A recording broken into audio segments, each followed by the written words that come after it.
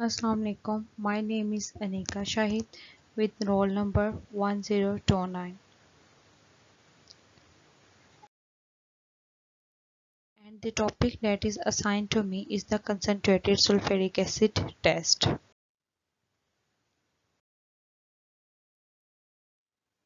Firstly, if we talk about that for which purpose the sulfuric acid test is used, it is used for the determination of the citric acid,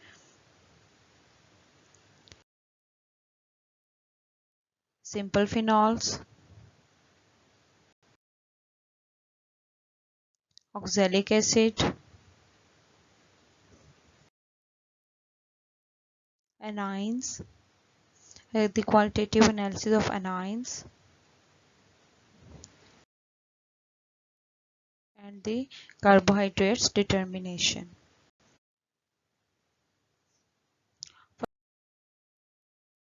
First of all, take a test tube, add some substance in it which is to be tested, and then add 1 milliliter of the concentrated sulfuric acid. First we will observe the reaction in cold, and then we will warm it gently. If we talk about the presence of the citric acid, then we will observe that in the carbon monoxide and the carbon dioxide gases will evolve out, not sharing in it, but the solution will turn yellow. This yellowing of the solution tells us that the citric acid is present. Then this reaction will takes place in cold. The presence of the oxalic acid is also determined by the concentrated sulfuric acid test. This reaction will also occur in cold. The carbon monoxide and the carbon dioxide gases will evolve out. Then in this the solution color will not change.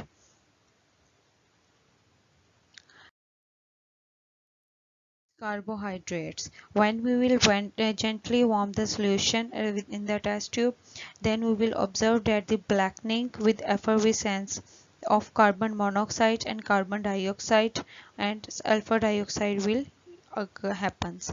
This blackening with effervescence will tell us about that the lactic acid, tartaric acid or carbohydrates are present.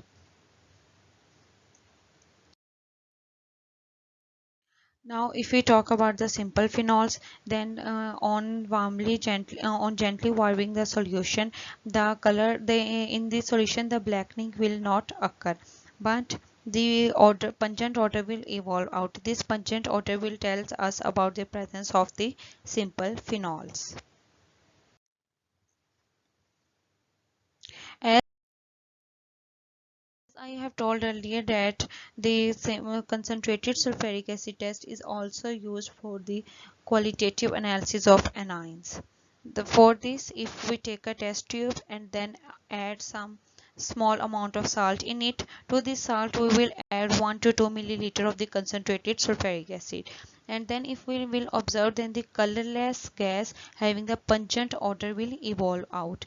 And if we play and when a glass drop which is dipped in aqueous ammonia is shown over the mouth of the test tube, then the white fumes will formed. This will tells us that the gas which was evolved out was chloride, and the chloride ions are present. Next,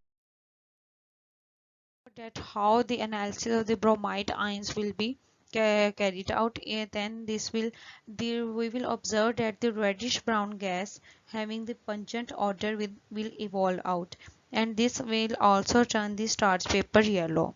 This yellowing of the starch paper tells us that the bromide ions are present, and the gas which was evolved out was bromine gas.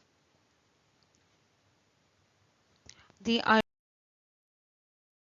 iodide ions. When the solution in this solution, the deep violet vapors are formed with pungent smell, and this will also turn the starch paper blue. This will tell us that the iodide ions are present in the solution, and the gas which was evolved out was iodine. This was all about my presentation. Thank you.